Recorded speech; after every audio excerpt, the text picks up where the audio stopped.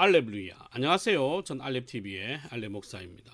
오늘 이 시간은 사순절을 맞이해서 이 사순절을 지켜야 되느냐 말아야 되느냐에 관해서 말씀을 드리겠습니다. 사순절에 관한 이야기, 그 역사적인 유래 이런 거는 인터넷에 치면 다 나와요.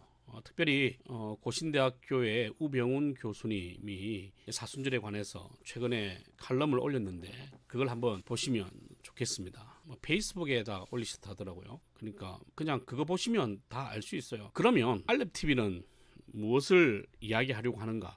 그냥 이 전체적인 것을 짧게 요약을 하는 거죠. 먼저 사순이라는 뜻은 40이라는 거죠. 오순절이 50인 것처럼 사순절은 40이라는 겁니다. 그러면 왜 하필 부활절 이전에 40일부터 사순절을 지키느냐? 성경에서 이 40이라는 숫자가 가지고 있는 의미들이 크잖아요. 특별히 이제 이 사순절을 지키기 시작했던 초대교회 같은 경우는 아직 예수님이 돌아가신 지 얼마 되지 않았고 이미 사도들에 의해서 그 예수님의 이야기를 많이 들었을 거란 말이죠. 예수님, 변화상에서 만난 모세, 엘리야, 다윗 이런 사람들은 대부분 40이라는 숫자와 연결되어 있어요.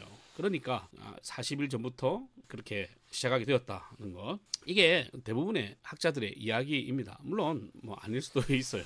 그게 중요한 건 아니잖아요. 자, 그 다음에 어떤 성도들은 사순절은 천주교에서 나온 건데 왜 기독교가 지키느냐 하시는 분들이 있어요. 사실은 천주교에서 나온 건 아니에요. 천주교 이전에부터 이미 그 초대 교회에서는 이 사순절을 지켰습니다. 근데 이 사순절을 지키는 게 40일이라는 의미를 지금처럼 뭔가 의식적으로 지키는 건 아니었어요. 그러니까 왜 40일이냐면 이게 세례 교육과 관련이 되어 있는데 예수를 믿겠다라고 누군가가 이야기를 하잖아요. 그러면 이 사람이 진짜 예수님을 믿을 수 있는 자격이 되는지, 하나님의 자녀가 될 수 있는 사람인지를 검증을 하는 시간이 있어요. 근데 이게 긴 사람은 2년에서 4년까지도 걸린다고 하더라고요. 근데 이 사람이 이제 그 삶이며 여러 가지가 다 예수님을 믿겠다라고 하는 그 고백대로 살아간다라고 확실하게 딱 결정이 나면 이제 이 사람이 증명이 되잖아요. 그러면 세례를 주는데 이 세례를 받기 전에 40일 동안 뭘 해야 되냐면 이제 교리를 배워야 돼요.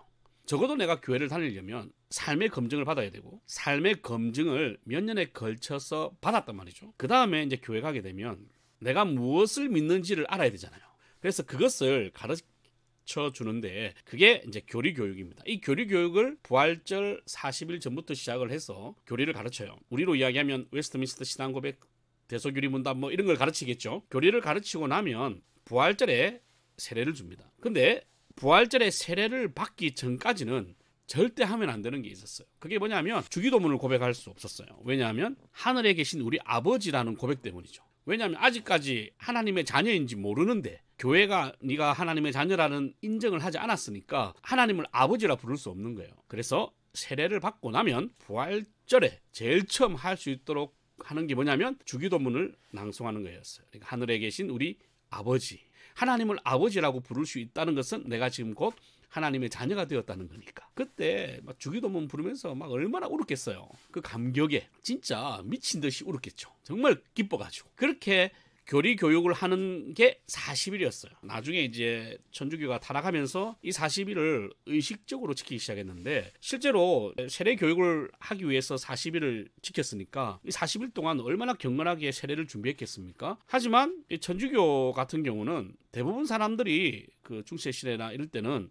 유아 세례 교육을 다 받았잖아요. 유아 세례를 받아 나니까 세례를 받지 않고 입교를 하는 거야. 그러니까 세례를 준비할 필요가 없어진 거죠. 그러다 보니까 이 40일이라는 게 굉장히 의식적으로 바뀌어요. 우리가 이 40일 동안 엄청나게 금식을 해야 되고, 그리고 이런 것은 하면 안 되고 이런 것은 할 수 있고, 심지어 재건 교단 같은 경우는 제가 어릴 때 듣기로는 그 사순절 기간이나 혹은 고난 주간에는 부부간에 성관계도 하지 않았다라는 말도 있었어요. 그만큼 그분들은 철저하게 경건하게 그 부활과 세례를 준비를 했다라고 생각을 하는 거죠. 그러나 사실 우리가 세례를 받고 예수님이 부활하신 것은 우리로 하여금 그리스도 안에 있는 참 자유를 얻게 하시기 위함이잖아요. 그런데 교회는 갈수록 그 세례 가지고 구원이 주는 자유를 가르치는 것이 아니라 구속을 하는 거야. 너 이거 하지 마, 이거 하지 마, 이거 하지 마. 너 이렇게 경건하게 살아야 돼. 근데 그게 과연 경건한 거냐 이거죠. 그러다 보니까 점점 어떤 법칙에 의해서, 규칙에 의해서 삶이 가두어지게 되고, 그게 마치 의식처럼 변해가지고 이걸 하지 않으면 구원받지 못하는 것처럼, 이걸 하지 않으면 경건하지 않는 사람처럼 가는 게 천주교가 그렇게 흘러가 버린 거예요. 그러다 보니까 개신교는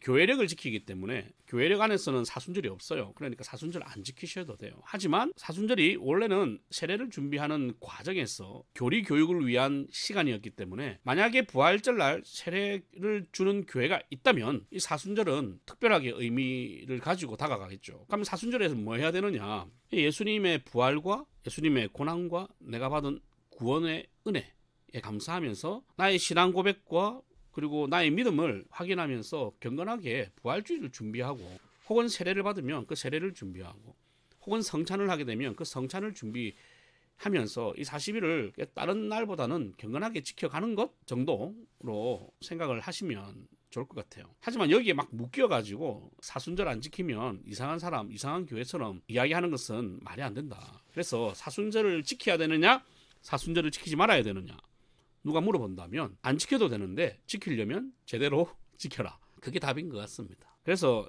그 개혁주의 신학자들 중에도 과거의 믿음의 선배들의 그 신앙의 전통들을 잇고자 이 사순절을 좀 의미 있게 이야기하시는 분들이 있어요.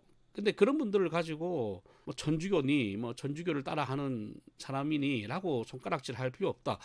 사실은 이 40일에 관한 거는 원래 교회가 먼저 시행하고 있었던 세례 교육의 기간이었다. 그걸 잘못 사용하고 잘못 오도한 것이 천주교인 거죠.